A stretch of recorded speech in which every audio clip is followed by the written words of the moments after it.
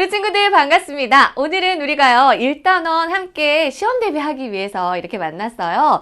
1단원에서 우리가 배웠던 중요한 내용들을 쭉 한번 훑어보면서 복습해보는 시간 갖도록 해주세요. 그러면 1단원의 제목부터 함께 보겠습니다. 1단원은 바로 비유하는 표현이라는 단원입니다. 그래서 우리가 이 단원에서요 비유하는 표현에 대해서, 비유라는 것에 대해서 열심히 공부를 해봤습니다. 어떤 걸 가지고 우리가 비유에 대해서 열심히 배웠냐 하면 바로 시를 살펴보면서 비유하는 표현 열심히 공부를 했어요. 비유하는 표현을 살려서 생각을 다양하게 표현해 봅시다. 그래서 이 1단원에서 배운 시 바로 뻥튀기, 그리고 봄비, 또 풀잎과 바람, 이 시들을 다시 한번 살펴보면서요. 여기에 나와 있는 비유하는 표현 살펴보고요. 또 여러분의 생각을 정리해보는 그런 시간 갖도록 하겠습니다. 네, 우리가 1단원에서 첫 번째로 배웠던 시가 바로 뻥튀기라는 시였어요. 참 재미있는 시였죠, 여러분. 뻥튀기가 뻥 터지면서 사방에 날리는 그 모양하고요. 그 다음에 그 뻥튀기의 고소한 맛있는 냄새, 달콤한 냄새, 그 냄새를 비유하는 표현을 써서 좀 더 실감나게 표현한 그런 시였습니다. 자, 그러면 뻥튀기에 나오는 비유하는 표현을 우리가 정리를 쭉 해보면 시험 대비를 잘 할 수가 있겠죠. 보겠습니다. 먼저 뻥튀기가 사방으로 날리는 모양을 어떻게 표현을 했을까? 뭐 같다고 표현을 했을까? 먼저 봐주세요. 여기에 보니까 봄날 꽃잎 같다 라고 표현을 했어요. 왜 그랬을까? 뻥튀기가 봄날 꽃잎처럼 하늘에 흩날리기 때문에 그 흩날리는, 뻥튀기가 뻥 터져서 팍 사방으로 흩날리는 그 모습이, 그 모양이 봄날 꽃잎이 이렇게 날리는 그 모습하고 비슷해서 이렇게 빗대어서 비유적으로 표현을 했습니다. 그 다음에 나비, 한방눈, 폭죽에 빗대어서 표현을 하기도 했어요. 다양한 방향으로 움직이니까, 팍 퍼지면서 다양한 방향으로 움직이니까, 또 소복하게 내리니까 멀리 퍼져 나가기 때문에 이런 대상에 빗대어서 표현을 한 겁니다. 자, 이처럼 어떤 대상을 비슷한 다른 대상을 가져와서 빗대어서 표현하는 것을 우리는 비유하는 표현이라고 합니다.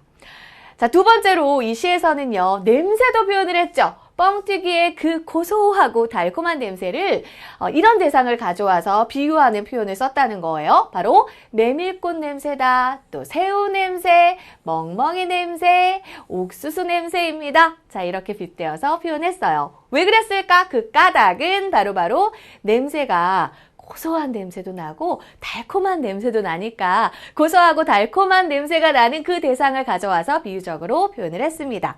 자, 여기 한번 읽어볼까요? 뻥튀기가 사방으로 날리는 모양을 봄날 꽃잎으로 표현한 것처럼 어떤 현상이나 사물을 비슷한 현상이나 사물에 빗대어서 표현하는 것을 우리는 비유하는 표현이라고 합니다.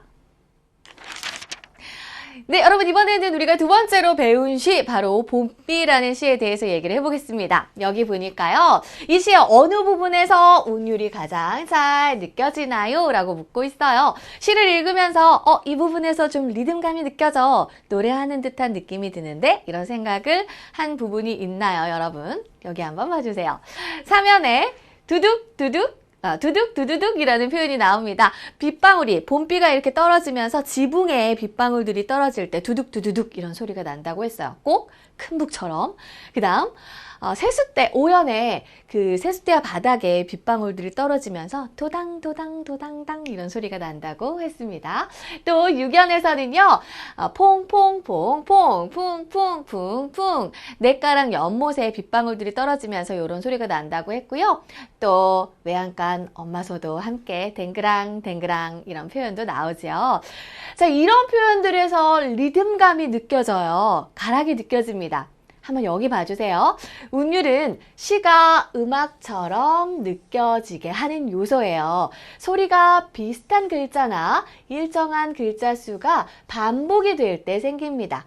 비슷한 글자가 이렇게 소리가 비슷하죠? 비슷한 도당도당도당당 이렇게 비슷한 글자들이 반복이 되면서 노래하는 듯한 느낌, 그 운율이 느껴진다. 이렇게 기억을 해주셔야 되겠습니다.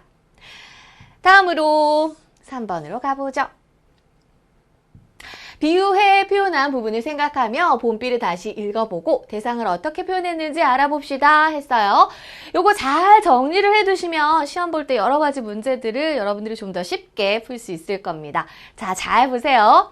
봄비 내리는 소리를 어떤 걸 가져와서 빗대어서 표현을 했냐면 바로 교향악이다라고 표현을 했어요. 교향악이라는 게 굉장히 여러 악기들이 어우러져서 소리가 나죠, 여러분. 봄비도 마찬가지라는 거지. 봄비가 내리면 사물들, 세상에 많은 사물들이 여러 가지 소리를 낸다는 거예요. 여러 가지 소리가 섞여 있는 것이 비슷하기 때문에 이렇게 교향악에다가 빗대어서 비유적으로 표현했다. 자, 그 다음 이 세상 모든 것이 악기가 된다라는 표현이 있어요. 이 세상 모든 것을 악기라고 표현을 했단 말이에요. 소리가 나는 것이 비슷하기 때문에 빗방울들이 떨어지면서 여러 가지 소리가 나죠. 꼭 악기처럼. 그 다음에 지붕. 지붕은 큰 북소리라고 표현을 했어요. 큰 북소리가 난다고 두둑 두두둑 요렇게. 그래서 큰 소리가 나는 것이 비슷해서 크기가 커서 큰 북이라고 표현을 했고요. 또 세숫대야 바닥에서는 어떤 소리가 나요? 좀 작은 소리가 나죠. 그래서 작은 북, 도당도당 도당당. 작은 소리가 나는 것이 비슷해서 크기가 작아서 이렇게 작은 북이라고 표현을 했습니다. 그 다음에 시의 마지막 부분을 보면은 봄비 내리는 모습을 왈츠에 빗대어서 표현을 했어요. 왈츠. 좀 가볍게 추는 춤이잖아요. 경쾌하게 가볍게 추는 춤. 왈츠에 빗대어서 표현한 까닭은 뭘까요? 여기 봐주세요. 경쾌하고 가볍게 움직이는 것이 비슷하기 때문에. 자, 이렇게 여러분들 어떤 대상 가져와서 빗대어서 표현했는지 비유하는 표현 잘 기억해 주셔야 되겠고요. 왜 그렇게 비유했는지 그 까닭까지 잘 정리해 두세요. 네, 여러분 이번에는 우리요 은유법에 대해서 좀 얘기를 해보겠습니다. 봄비라는 시에서 은유법이 사용되었다. 요거를 여러분들이 기억을 하셔야 돼요. 봄비 내리는 소리를 교향악으로 비유한 것처럼 무엇은 무엇이다로 빗대어 표현하는 방법을 우리는 은유법이라고 합니다. 봄비라는 시 1년에 이렇게 표현이 되어 있죠. 해님만큼이나 큰 은혜로 내리는 교향악. 봄비 내리는 소리를 해님만큼이나 큰 은혜로 내리는 교향악이다 이렇게 표현을 했어요. 근데 여기에 교향악처럼 내린다. 아니면 교향악 같다. 이렇게 직접 빗대어서 표현을 하지는 않았어요. 그냥 해님만큼이나 큰 은혜로 내리는 교향악. 이렇게 마무리가 됐단 말이에요. 그래서 그 봄비 내리는 소리를 교향악이다. 이렇게 봄비 내리는 소리는 교향악이다. 이렇게 표현을 했구나. 무엇은 무엇이다라는 표현이 딱 나오지 않았어도 그렇게 해석할 수 있는 부분이었죠. 그래서 이런 표현을 우리가 은유법이라고 한다는 것을 잘 기억을 해두셔야겠습니다. 네, 여러분 이번에는 우리 세 번째 시 함께 정리할 거예요. 바로 풀잎과 바람이라는 시입니다. 이 시의 내용을 좀 보시면서 여러분 여기에서 비유하는 표현, 어떤 표현이 쓰였는지를 좀 확인을 해야 되겠고요. 그리고 또 직유법에 대해서도 얘기를 해보도록 하겠습니다. 자, 봐주세요.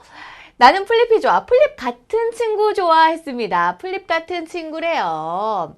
왜 풀잎 같은 친구가 좋다고 표현을 했냐면은 바람하고 엉켰다가 샥 풀리는 풀잎의 모습을 보면서 이렇게 풀 줄 아는 풀잎처럼 헤어질 때 또 만나자고 손 흔드는 친구가 좋다. 헤어질 때 또 만나자고 손 흔드는 친구처럼 느껴졌어. 그 풀잎의 모습이. 그래서 풀잎 같은 친구 좋아 라고 표현을 했습니다. 다음 두 번째로 이연에서는요. 바람 같은 친구가 좋대요. 바람 같은 친구는 또 어떤 친구일까? 여기 보니까 풀잎하고 헤어졌다가 되찾아온 바람의 그 모습을 보면서 헤어졌다가도 다시 오는 그 바람의 모습이 만나면 얼싸안는 그 친구처럼 느껴졌어. 다시 만나서 얼싸안는 그 친구처럼 느껴졌기 때문에 바람 같은 친구 좋다 이렇게 표현을 했습니다. 자, 그래서 친구를 풀잎에다 빗대어서 표현을 했네. 또 두 번째로는 친구를 바람에 빗대어서 표현을 했구나. 이렇게 비유하는 표현을 썼네. 이렇게 꼭 알아두셔야 되겠고요.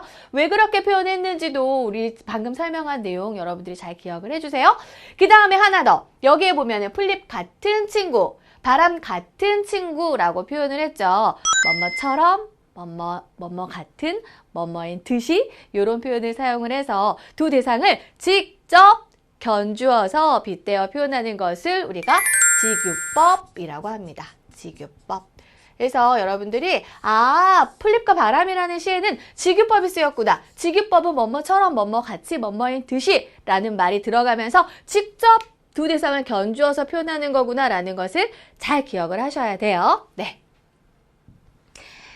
그 다음에는 우리 10번의 내용을 보면서 좀 마무리를 해보겠습니다. 봄비와 풀잎과 바람처럼 우리에게 익숙한 대상을 비유하는 표현을 살려서 표현하면 어떤 점이 좋을까? 봄비는 우리가 봄이 되면 비가 오네. 봄비 자주 볼 수 있죠? 그리고 또 풀잎과 바람도 자연 속에서 자주 만나는 대상들이잖아요. 이렇게 익숙한 대상을 비유하는 표현을 썼을 때 뭐가 좋을까?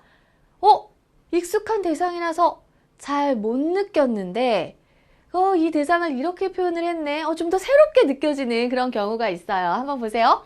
비유하는 표현을 보니까 봄비와 친구가 새롭게 느껴졌어. 비유하는 표현이 대상을 더욱 실감나게 느끼게 해줬어. 그랬고요. 평소에 그냥 지나쳤던 봄비와 친구를 다시 한번 생각해 보게 돼. 익숙한 대상도 비유하는 표현을 사용하면 새롭게 느껴져 했습니다. 그래요. 비유하는 표현을 쓰게 되면은 우리가 늘 만나는 굉장히 익숙한 대상도 좀 더 새롭게 볼 수 있게 해주는구나. 이런 좋은 점이 있구나. 라는 것도 여러분들이 생각해 주세요. 네. 자, 여기까지 해서 우리 1단원의 내용 마무리합니다. 1단원에서 배운 시 다시 한번 얘기해 볼까요? 맞아요. 뻥튀기, 그리고 봄비, 그리고 마지막으로 풀잎과 바람이라는 시 쭉 정리를 해봤습니다. 여기에 나오는 비유하는 표현들 참 중요했죠. 비유하는 표현 시험 문제 잘 나올 거예요. 다시 한번 복습하면서 중요한 내용 정리해 두세요.